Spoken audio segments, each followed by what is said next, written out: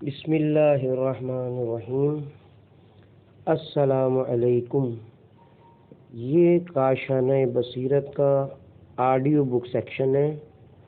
ہم جو کتاب پڑھ رہے ہیں اس کا نام ہے محرمات اسلام، تالیف حجت الاسلام سید محمد حسینی بہارانچی، ترجمہ محمد حسن جعفری صاحب، تہذیب و تدوین رضا حسین رضوانی صاحب نے کی ہے۔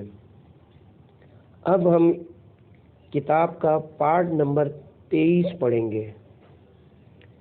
نمبر 76، شعار اسلام کی توہین۔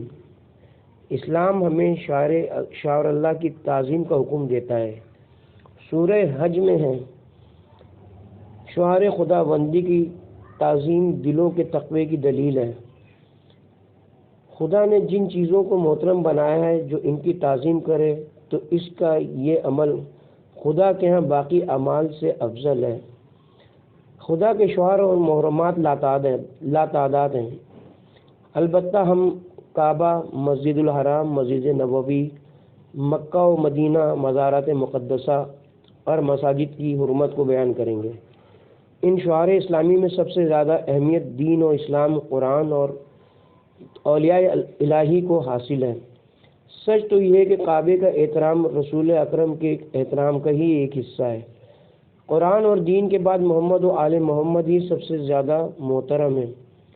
ائمہ ہدی سے رسول اکرم صلی اللہ علیہ وسلم کی جو زیارت منقول ہے، اس میں ہے کہ پروردگار محمد مصطفیٰ پر درود نازل فرما، جیسا کہ تو نے ان کے وسیلے سے گناہ معاف کیے اور لوگوں کے عیبوں کی پردہ پوشی کی، اور ان کے وسیلے سے تو نے مشکلیں دور کی۔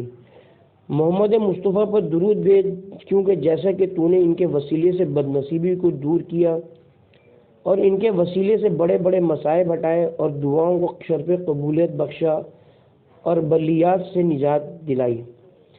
پروردگار محمد مصطفیٰ پر درود بھیج، جس طرح سے تو نے ان کے وسیلے سے اپنے بندوں پر رحم کیا اور شہروں کو زندگی عطا کی اور ظلم و ستم کرنے والوں کی کمر توڑ ڈالی اور فرعون مزاج افراد کو ہلاک کیا۔ پروردگار محمد مصطفیٰ پر درود بھیج، جیسا کہ تو نے ان کے وسیلے سے مال میں برکت دی اور ہولناکیوں سے بچا لیا اور ان کے وسیلے سے بتوں کو توڑوایا اور انسانوں پر رحم کیا۔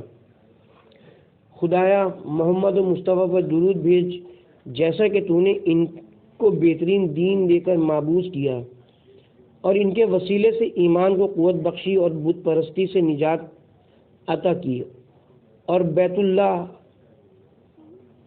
کو عظمت ملی۔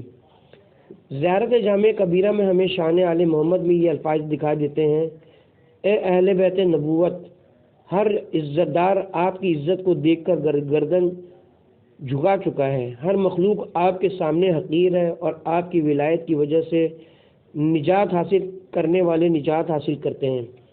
آپ لوگ صالحین کا نور ہیں اور نیک افراد کے ہادی ہیں اور خدائے جبار کی حجت ہیں۔ اللہ نے آپ کو مقربین کے اعلیٰ ترین مقامات عطا کیے ہیں جن تک کسی دوسرے کی رسائی نہیں ہے۔ قرآن کریم کی بے حرمتی کرنا۔ قرآن کریم اللہ تعالیٰ کی آخری نازل کردہ کتاب ہے اور یہ اللہ کا کلام ہے جسے اس نے حضرت محمد مصطفیٰ صلی اللہ علیہ وآلہ وسلم پر نازل فرمایا۔ قرآن کتاب خدا اور قانون الہی ہے اور یہ رہتی دنیا تک حضرت محمد کا معجزہ ہے اور یہ کتاب دنیا و آخرت کی سعادت کا ذریعہ ہے۔ اسی کتاب نے لوگوں کو انبیاء اور مرسلین کے واقعات سے آگاہی عطا کی ہے اور یہی کتاب ائمہ ہدی کے فضائل کی بھی ترجمانی کرتی ہے۔ قرآن کا احترام دین کا احترام ہے اور قرآن کی بے ادبی دین کی بے ادبی ہے۔ قرآن کے احترام کی بہترین شکل و صورت یہ ہے کہ انسان قرآنی احکامات پر عمل کرے۔ قرآن کریم کو وضو کیے بغیر چھونا اس کی بے حرمتی ہے اور نامناسب مقام پر قرآن رکھنا قرآن کی توہین ہے، اور تدبر کے بغیر قرآن پڑھنا بھی صحیح نہیں ہے، لیکن قرآن پر عمل نہ کرنا اس کی سب سے بڑی توہین ہے۔ امام محمد باقر علیہ السلام نے جعفر جعفری سے فرمایا کہ تم صحیح مومن اس وقت تک نہیں بن سکتے جب تک اپنے متعلق لوگوں کی تعریف سن کر اذیت محسوس نہ کرو۔ خیال رکھنا لوگ تمہاری تعریف کریں تو مغرور نہ ہو جانا۔ اپنی شخصیت کو قرآن کے آئینے میں دیکھنا۔ اگر تم قرآن کے اوامر پر اپنے آپ کو عمل کرتے ہوئے پاؤ اور جن کاموں سے قرآن نے منع کیا ہے تم اپنے آپ کو ان ممنوعات سے دور پاؤ تو پھر تمہیں مبارک ہو۔ لوگوں کی باتوں سے تمہیں کوئی نقصان نہیں پہنچے گا، اور اگر تمہارا عمل قرآن کے خلاف ہے تو پھر تمہیں کس بات کا ناز ہے۔ مومن کی پیدائش کا مقصد جہاد بن نفس ہے اور اسے چاہیے کہ اپنے نفس پر غلبہ حاصل کرے۔ انسان کبھی جہاد بن نفس کے مرحلے پر کامیاب ہو جاتا ہے اور اپنی خواہشات پر غالب آ جاتا ہے، اور کبھی انسان اس مارکے میں مغلوب ہو جاتا ہے۔ جب بندہ مومن اپنے نفس کے ہاتھوں مغلوب ہو رہا ہوتا ہے تو اس وقت اللہ تعالیٰ اس کی مدد کرتا ہے اور اسے نفس امارہ کی شر سے بچا لیتا ہے اور اس کی لغزشوں کی تلافی کرتا ہے۔ پھر اسے توفیق الہی میسر آتی ہے اور انسان توبہ کا سہارا لیتا ہے اور اللہ اس کی بصیرت میں اضافہ کر دیتا ہے۔ بہار الانوار جلد نمبر 78 صفحہ نمبر 162۔ اسی حقیقت کو اللہ تعالیٰ نے یوں بیان فرمایا ہے، اور جب صاحبان تقوی کو شیطان کی طرف سے کوئی خیال چھونا چاہتا ہے تو وہ خدا کو یاد کرتا ہے اور حقائق کو دیکھنے لگ جاتے ہیں۔ سورہ اعراف آیت نمبر 201۔ کافی میں ہے کہ امام محمد باقر علیہ السلام نے اپنے ایک شاگرد سعد سے فرمایا، سعد قرآن یاد کرو اور اس میں تدبر کرو۔ قرآن قیامت کے دن انتہائی خوبصورت شکل میں مجسم ہو کر آئے گا۔ لوگ اس کی حسین صورت کو دیکھیں گے، پھر وہ تمام انسانوں، ملائکہ اور انبیاء کی صفوں سے گزرتا ہوا عرش الہی کے سامنے سجدہ ریز ہوگا۔ اس وقت اللہ اس سے فرمائے گا، اے میری حجت، اے میرا کلام حق، اب سر سجدے سے اٹھا اور جو مجھ سے مانگنا ہو مانگ اور جس کی شفاعت کرنی ہو کر، میں تیری ہر درخواست قبول کروں گا۔ اس وقت قرآن اپنے سر کو بلند کرے گا۔ اس وقت خدا قرآن سے کہے گا، تو نے میرے بندوں کو کیسا پایا؟ اس وقت قرآن کہے گا، پروردگار، تیرے بندوں میں سے کچھ بندوں نے میری نگہبانی کی تھی اور میرے حقوق ادا کیے تھے، کچھ بندوں نے مجھے ضائع کیا تھا اور میری توہین و تحقیر کی تھی اور مجھے جھوٹا کلام سمجھتے تھے جبکہ میں تیرے بندوں پر تیری حجت تھا۔ اللہ تعالیٰ فرمائے گا، مجھے اپنی عزت و جلالت کی قسم، جن لوگوں نے تیری پیروی کی تھی آج میں انہیں بہترین بدلہ دوں گا، اور جس نے تیری مخالفت کی اسے سخت ترین عذاب دوں گا۔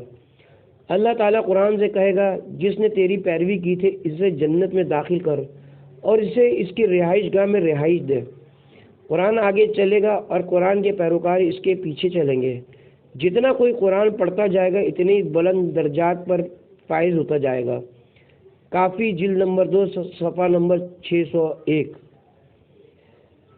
امام جعفر صادق علیہ السلام نے فرمایا، قیامت کے دن 3 طرح کے دفتر ہوں گے۔ ایک دفتر میں نعمتوں کا اندراج ہوگا، ایک دفتر میں برائیوں کا اندراج ہوگا اور ایک دفتر میں نیکیاں درج ہوں گی۔ جب نعمتوں کے دفتر کا نیکیوں کے دفتر سے موازنہ کیا جائے گا تو دونوں مساوی ہوں گے۔ برائیوں کا دفتر رہ جائے گا۔ اس وقت مومن کو حساب کے لیے بلایا جائے گا۔ اس وقت مومن کی مدد کے لیے قرآن مجید اس کے آگے آگے چلے گا اور کہے گا، پروردگار، میں تیرا قرآن ہوں اور یہ تیرا مومن بندہ ہے۔ یہ اندھیری راتوں میں میری تلاوت میں مصروف رہتا تھا اور نماز شب میں اشک بہایا کرتا تھا۔ خدایا، جس طرح سے اس نے مجھے راضی کیا تھا، آج تو بھی اسے راضی فرما۔ اس وقت آواز قدرت آئے گی، بندہ مومن دایاں ہاتھ دراز کر۔ وہ دایاں ہاتھ دراز کرے گا، اس ہاتھ میں اللہ اپنی رضا رکھ دے گا۔ پھر کہا جائے گا کہ بایاں ہاتھ دراز کر۔ جب وہ بایاں ہاتھ دراز کرے گا تو اس میں اللہ اپنی رحمت رکھ دے گا۔ پھر اس سے کہا جائے گا کہ یہ جنت تیرے لیے مباح ہے، اس میں داخل ہو جا اور آیات پڑھتا جا اور درجات بلند حاصل کرتا جا۔ کافی جلد نمبر 2 صفحہ نمبر 602۔ بیت اللہ کی بے ادبی کرنا۔ اللہ تعالیٰ کا فرمان ہے، پہلا گھر جو لوگوں کی عبادت کے کرنے کے لیے مقرر کیا گیا تھا وہی ہے جو مکہ میں ہے، بابرکت اور تمام جہانوں کے لیے موجب ہدایت ہے۔ اس میں کھلی ہوئی نشانیاں ہیں جن میں سے ایک مقام ابراہیم ہے۔ جو شخص اس مبارک گھر میں داخل ہو جائے گا وہ امان میں ہوگا، اور لوگوں پر اللہ کے اس گھر کا حج واجب ہے کہ جو اس گھر تک جانے کا مقدور رکھے وہ اس کا حج کرے، اور جو اس حکم کی تعمیل نہ کرے گا تو خدا تمام جہان والوں سے بے نیاز ہے۔ سورہ آل عمران آیت نمبر 96 تا 97۔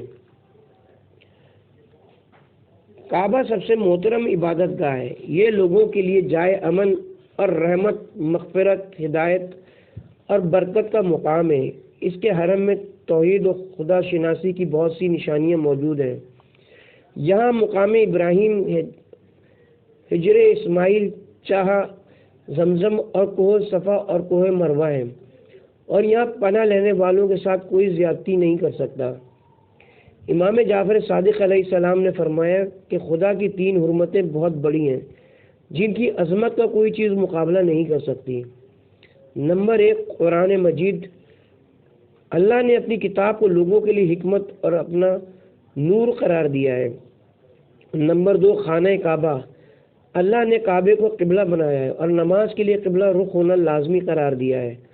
نمبر 3، اہل بیت نبی۔ اللہ نے ان کو ہادی اور معارف الہی کا بیان گر قرار دیا ہے۔ بحار الانوار جلد نمبر 24 صفحہ نمبر 185، خصائل جلد نمبر 1 صفحہ نمبر 71۔ ابو سعید خضری بیان کرتے ہیں کہ رسول خدا نے فرمایا، اللہ کی 3 نعمتیں ہیں، اللہ کی 3 حرمتیں ہیں، جو ان کی حفاظت کرے گا اللہ دین و دنیا میں اس کی حفاظت کرے گا، اور جو ان حرمتوں کی حفاظت نہیں کرے گا اللہ اس کی کسی چیز کی حفاظت نہیں کرے گا۔ اسلام کی حرمت، میری حرمت، میری اطرت کی حرمت، خصال جلد نمبر 1 صفحہ نمبر 71۔ امام جعفر صادق علیہ السلام نے فرمایا، روئے زمین پر 5 چیزیں حرمت اور عظمت رکھتی ہیں اور ان کا احترام سب پر واجب ہے: حرمت رسول، حرمت آل رسول، حرمت قرآن، حرمت کعبہ اور حرمت مومن۔ کعبے کا احترام ہر مسلمان پر واجب ہے اور کعبے کی بے حرمتی سخت گناہ ہے۔ ارشاد باری تعالیٰ ہے، جو بھی اس مسجد میں ظلم کے ساتھ الحاد کا ارادہ کرے تو ہم اسے دردناک عذاب کا مزہ چکھائیں گے۔ سورہ حج آیت نمبر 25۔ کافی میں کہ امام علی علیہ السلام کے کچھ سیاسی حریف کعبے میں داخل ہوئے تھے اور انہیں آئندہ کے لائے عمل کے لیے ایک دستاویز تیار کی تھی۔ یہ آیت ان کے لیے نازل ہوئی تھی۔ جلد نمبر 1 صفحہ نمبر 421۔ تربت امام حسین علیہ السلام کی بے ادبی کرنا۔ مٹی کھانا حرام ہے، خواہ وہ کسی جگہ کی ہو، لیکن اللہ نے تربت امام حسین علیہ السلام کو خاک شفا کا اعزاز بخشا ہے۔ اس کا احترام ضروری ہے اور اس کی بے ادبی کرنا حرام ہے۔ یہ وہ خاک ہے جس سے کئی لاعلاج مریضوں کو شفا نصیب ہوتی ہے۔ معصومین نے خاک شفا استعمال کرنے کے مخصوص آداب بیان کیے ہیں۔ محمد بن مسلم راوی ہے کہ میں بیماری کے عالم میں مدینے پہنچا۔ امام محمد باقر علیہ السلام کو خبر ہوئی تو آپ نے ایک شربت بھیجا جس پر رومال پڑا ہوا تھا۔ آپ کے غلام نے وہ شربت مجھے دیا اور کہا کہ میرے آقا کا حکم ہے کہ آپ کو یہ شربت پلائے بغیر واپس نہ آؤں۔ اس شربت سے مشک کی خوشبو آ رہی تھی اور وہ بہت ٹھنڈا تھا۔ جب میں نے شربت پیا تو غلام نے کہا کہ اٹھیں، آپ کو امام بلاتے ہیں۔ میں سوچنے لگا کہ مولا کے پاس کیسے جاؤں، مجھ میں تو چلنے کی بھی طاقت نہیں۔ پھر اچانک میں نے محسوس کیا کہ میرے اندر قوت آ گئی ہے اور تمام کمزوری دور ہو گئی ہے۔ میں امام کے در دولت پر پہنچا اور اجازت طلب کرنے کا ارادہ کیا کہ اندر سے امام کی آواز آئی، تجھے شفا مل چکی ہے، اندر آ جاؤ۔ میں نے روتے ہوئے حجرے کے اندر قدم رکھا اور امام کے سر اور ہاتھوں کا بوسہ لیا۔ امام نے پوچھا کہ کیوں روتے ہو؟ میں نے عرض کیا کہ مولا میں اس لیے روتا ہوں کہ ہمارے اور آپ کے درمیان ایک طویل سفر حائل ہے اور میں آپ کے یہاں مستقل طور پر قیام بھی نہیں کر سکتا، اسی جدائی کی وجہ سے رو رہا ہوں۔ امام نے فرمایا کہ تو نے جو یہ کہا ہے کہ تمہارے اور ہمارے درمیان طویل فاصلہ حائل ہے تو بات یہ کہ خدا چاہتا ہے ہمارے دوست ہمیشہ آزمائش میں مبتلا رہیں۔ تم نے کہا ہے کہ تم مسافر ہو، تو یاد رکھو اس دنیا میں ہر مومن مسافر ہے۔ انسان جب تک اس دنیا کو چھوڑ کر اللہ کی رحمت میں نہ چلا جائے اس وقت تک وہ مسافر ہی رہتا ہے۔ تم نے طویل فاصلے کا ذکر کیا ہے۔ تمہیں امام حسین کی ذات اقدس سے سبق حاصل کرنا چاہیے۔ ان کا مزار بھی تو ہم سے بہت دور فرات کے کنارے پر واقع ہے۔ تم نے جو یہ کہا کہ تمہارا جی چاہتا ہے کہ ہمارے پاس رہو اور ہماری زیارت سے مشرف ہوتے رہو، لیکن حالات تمہیں اس کی اجازت نہیں دیتے، اس کا جواب یہ ہے کہ اللہ تمہارے دل کی کیفیت جانتا ہے اور وہ تمہیں اس کا اجر دے گا۔ پھر آپ نے فرمایا کہ کیا تم امام حسین کی زیارت کے لیے کربلا جاتے ہو؟ میں نے کہا جی ہاں، انتہائی خوف کے باوجود جاتا ہوں۔ آپ نے فرمایا جو خوف کے عالم میں بھی زیارت حسین کو جائے تو اللہ قیامت کے دن اس کو خوف سے بچا لے گا اور اس کی مغفرت فرمائے گا۔ ملائکہ اس کو سلام کریں گے، رسول خدا اس کی زیارت کریں گے، وہ خدا کے فضل و انعام کا مستحق قرار پائے گا، وہ کوئی مصیبت نہ دیکھے گا اور رضا الہی کا پیروکار قرار پائے گا۔ پھر آپ نے پوچھا کہ تم کو ہمارا بھیجا ہوا مشروب کیسا لگا؟ میں نے کہا میں گواہی دیتا ہوں کہ آپ اہل بیت رحمت ہیں اور آپ اوصیاء کے وصی ہیں۔ جب آپ کا غلام مشروب لایا تھا تو کھڑے ہونے کے قابل نہیں تھا۔ میں نے مشروب پیا، وہ ایسا خوشبودار تھا کہ میں نے زندگی میں کبھی ایسا مشروب نہیں پیا، اور جیسے ہی میں نے وہ مشروب پیا مجھے لگا کہ میں نے رسیوں سے آزادی حاصل کر لی ہے۔ خدا کا شکر ہے جس نے آپ کو اپنے شیعوں کے لیے رحمت بنایا ہے۔ امام نے فرمایا تم نے جو شربت پیا ہے اس میں قبر حسین کی مٹی شامل تھی اور وہ بہترین دوا ہے۔ ہم اپنی عورتوں اور بچوں کو یہ شربت پلایا کرتے ہیں، یہ ہر درد کے لیے مفید ہے اور ہر بھلائی کا وسیلہ ہے۔ میں نے کہا تھوڑی سی خاک مجھے بھی عطا فرمائے تاکہ ہم بھی اس سے استفادہ حاصل کریں۔ آپ نے فرمایا جب کوئی شخص حائر حسینی کی خاک لے کر جاتا ہے تو جنات اور دوسری نادیدہ مخلوق اسے مس کرتی ہیں، جس سے اس کی برکت زائل ہو جاتی ہے۔ اگر ایسا نہ ہو تو ہر درد مند کو اس سے شفا ملتی ہے۔ اس کی مثال حجرہ اسود کی سی ہے۔ جب یہ پتھر آسمان سے آیا تھا تو سرخ رنگ کا تھا، گناہ گار ہاتھ اس پر لگتے رہے اور نتیجہ یہ ہوا کہ وہ کالا سیاہ ہو گیا۔ ہاں تم ہمارے پاس رہ کر خاک شفا کا مشروب پی لو اور اسے اپنے ساتھ مت لے کے جاؤ، کیونکہ خاک کی تم حفاظت نہ کر سکو گے۔ الغرض حضرت نے 2 مرتبہ مجھے خاک شفا کا مشروب پلایا۔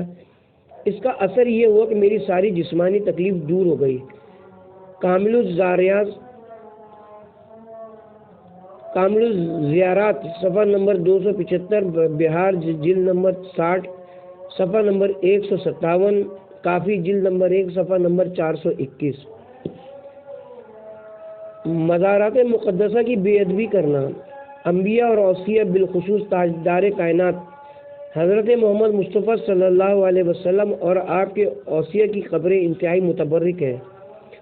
ہادیان دین کی طرف سے ان کی زیارت کی بہت تاکید آئی ہے اور اسے حق مودت سے تعبیر کیا گیا ہے۔ ہمارا عقیدہ ہے کہ رسول اکرم اور ان کے برحق اوصیاء شہداء کی طرح زندہ ہیں، انہیں خدا کی طرف سے رزق ملتا ہے، اور جب ہم ان کی قبروں پہ جاتے ہیں تو وہ ہمیں دیکھتے ہیں، ہماری باتیں سنتے ہیں اور ہمارے سلام کا جواب دیتے ہیں۔ اللہ نے ہماری آنکھوں اور کانوں پر پردہ ڈال دیا جس کی وجہ سے ہم ان کی آواز نہیں سن پاتے۔ اس کے عوض اللہ لذت مناجات کے لیے ہمارے دلوں کو کھول دیتا ہے، اسی لیے ہم بڑی وارفگی سے ان کی زیارت کرتے ہیں۔ ان بزرگواروں کی قبروں کے احترام کے دلائل وہی ہیں جو خود ان کی عین حیات میں ان کے احترام کے دلائل ہیں۔ احترام کے لیے ان کی حیات اور موت دونوں برابر ہیں۔ یاد رکھیں کہ ان بزرگواروں کی قبور مطہرہ کی بے حرمتی کرنا اور انہیں مٹی کا بے فائدہ ڈھیر کہنا، ان بزرگوں سے خطاب کو حماقت کہنا اور انہیں پکارنے والوں کو مشرک کہنا نہ صرف شوق چشمی بلکہ ان بزرگوں سے عداوت کی علامت ہے۔ اس موضوع کے وضاحت کے لیے ہم چند احادیث پیش کرتے ہیں۔ رسول اکرم صلی اللہ علیہ وسلم نے امام علی علیہ السلام سے فرمایا، ابو الحسن، اللہ نے تمہاری اور تمہاری اولاد کی قبروں کے قطع زمین کو جنت کے قطعات،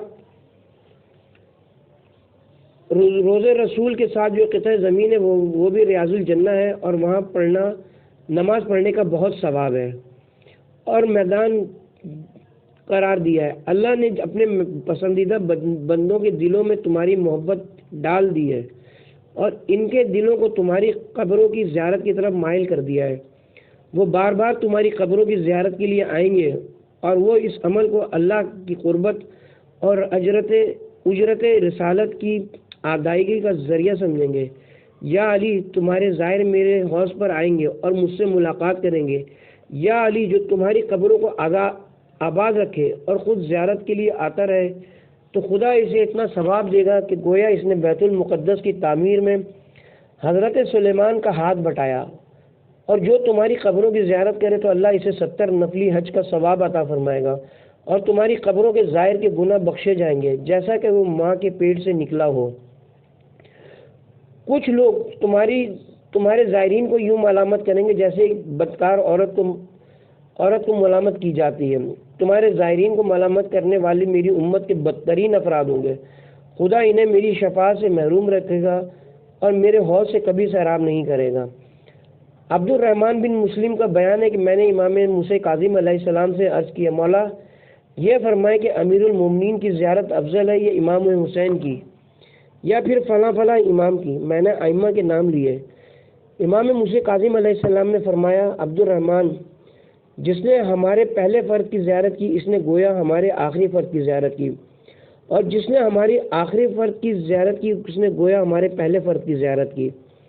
جس نے ہمارے پہلے فرد سے محبت کی اس نے گویا ہمارے آخری فرد سے محبت کی، اور جس نے ہمارے آخری فرد سے محبت کی اس نے گویا ہمارے پہلے فرد سے محبت کی، اور جس نے ہمارے دوستوں میں سے کسی ایک کی حاجت پوری کی تو وہ اس شخص کی مانند ہے جس نے ہم سب کی حاجت پوری کی ہو۔ پھر آپ نے فرمایا، عبد الرحمن، ہم سے دوستی رکھو اور ہماری وجہ سے ہمارے دوستوں سے بھی دوستی رکھو اور ہمارے دشمنوں سے دشمنی رکھو۔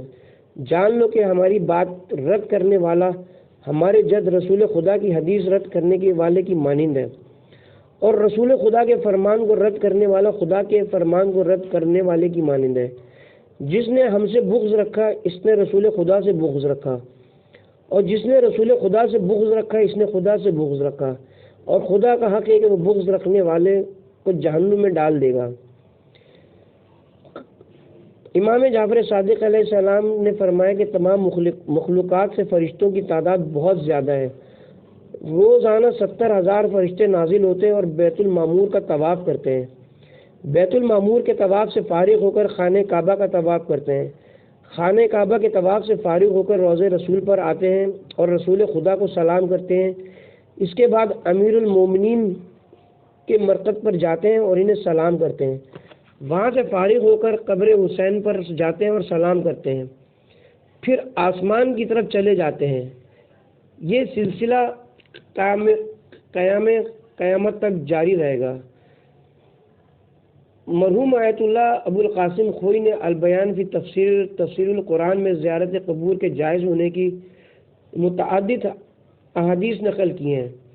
مثلاً جو شخص میری وفات کے بعد میری قبر کی زیارت کرے تو ایسا ہی ہے جیسے اس نے میری زندگی میں میری زیارت کی ہو، اور جو شخص میری قبر کی زیارت کرے گا میں بھی یقیناً اس کی شفاعت کروں گا۔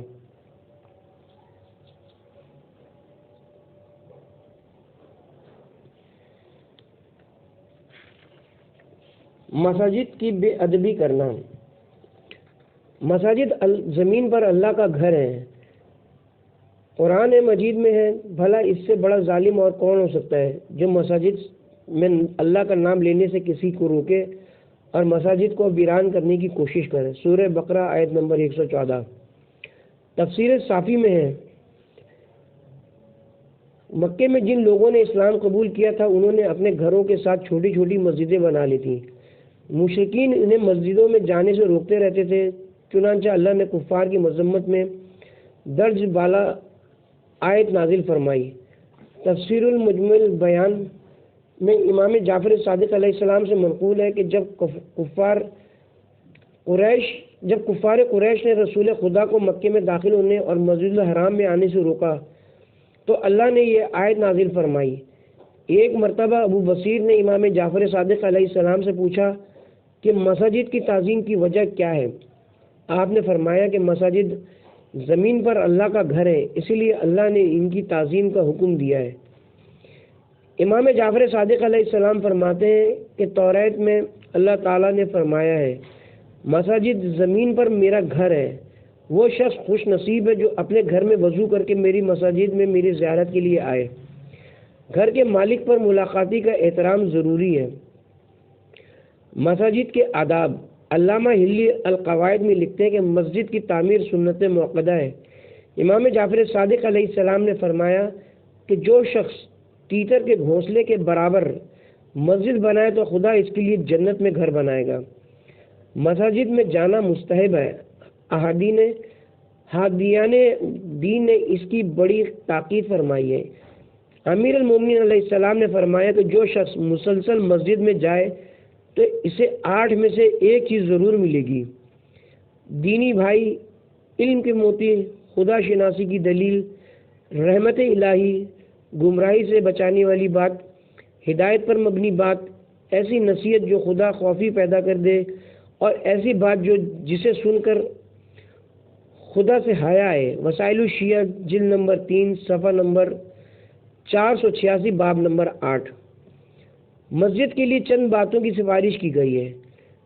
نمبر 1، مسجد میں رات کے وقت چراغ جلانا چاہیے۔ نمبر 2، مسجد میں جوتا اتار کر جانا چاہیے۔ نمبر 3، مسجد میں داخل ہوتے وقت پہلے دایاں پاؤں رکھنا چاہیے۔ نمبر 4، مسجد میں وضو کر کے جانا چاہیے۔ مسجد سے باہر نمبر 5، مسجد سے نکلتے وقت پہلے بایاں پاؤں باہر رکھنا چاہیے۔ وسائل الشیعہ جلد نمبر 3 صفحہ نمبر 515۔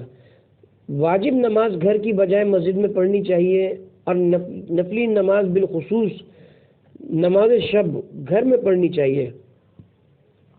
بیت المقدس کی مسجد میں نماز پڑھنا 1000 نمازوں کے برابر ہے اور جامع مسجد میں نماز پڑھنا 100 نمازوں کے برابر ہے۔ محلے کی مسجد میں نماز پڑھنا 25 نمازوں کے برابر ہے۔ بازار کی مسجد میں نماز پڑھنا 12 نمازوں کے برابر ہے۔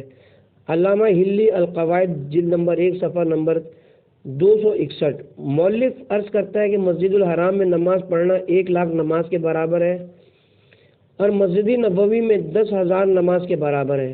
بعض روایات میں ہے کہ مسجد الحرام کی ایک نماز کا ثواب باقی مساجد کے ثواب سے 10,00,000 گنا زیادہ ہے۔ علامہ ہلی لکھتے ہیں کہ مساجد کے لیے چند باتیں مکروہ ہیں۔ نمبر 1، مسجد کی عمارت کو بہت اونچا بنانا۔ نمبر 2، مسجد کے اوپر چھت بنانا۔ نمبر 3، مسجد میں بالکنیاں بنانا۔ نمبر 4، مسجد کے درمیان مینار بنانا۔ نمبر 5، مسجد کو گزرگاہ بنانا۔ نمبر 6، مسجد کی دیواروں میں محراب بنانا۔ نمبر 7، مسجد کے اندر وضو کے لیے حوض بنانا۔ نمبر 8، مسجد میں نیند کرنا، خاص طور پر مسجد الحرام اور مسجد نبوی میں سونا۔ نمبر 9، مسجد سے کنکریاں باہر لے جانا اور پھر انہیں اندر لے آنا۔ نمبر 10، مسجد میں تھوکنا۔ نمبر 11، مسجد میں ناک صاف کرنا۔ نمبر 12، مسجد میں تلوار بے نیام کرنا۔ نمبر 13، مسجد میں کاروبار اور خرید و فروخت کرنا۔ نمبر 14، مسجد میں دیوانوں اور بچوں کو آنے دینا۔ نمبر 15، مسجد میں چلانا۔ نمبر 19، مسجد میں پیاز اور لہسن کھا کر جانا۔ نمبر 20، مسجد میں جوتوں سمیت داخل ہونا۔ نمبر 21، مسجد میں ننگا ہونا۔ نمبر 22، مسجد میں ریت پھینکنا۔ القواعد جلد نمبر 1 صفحہ نمبر 262۔ مؤلف کہتا ہے کہ مسجد کا کوڑا کرکٹ باہر ڈالنا چاہیے، البتہ مسجد کی خاک، پتھر اور دیگر اجزائے مسجد کو مسجد سے باہر پھینکنا گناہ ہے۔ کچھ فقہا نے درج بالا اشیاء کو مسجد الحرام سے باہر نکالنا حرام قرار دیا ہے اور روایت میں بھی اس سے منع کیا گیا ہے۔ زید شہام کہتے ہیں کہ میں نے امام جعفر صادق علیہ السلام سے عرض کیا کہ بعض اوقات میں مسجد سے باہر نکلتا ہوں تو دیکھتا ہوں کہ مسجد کی ریت میرے کپڑوں کے ساتھ چمٹی ہوئی ہوتی ہے۔ آپ نے فرمایا کہ اس ریت کو اسی مسجد میں یا کسی دوسری مسجد میں جا کر جھاڑ دو۔ وسائل الشیعہ جلد نمبر 9 صفحہ نمبر 334۔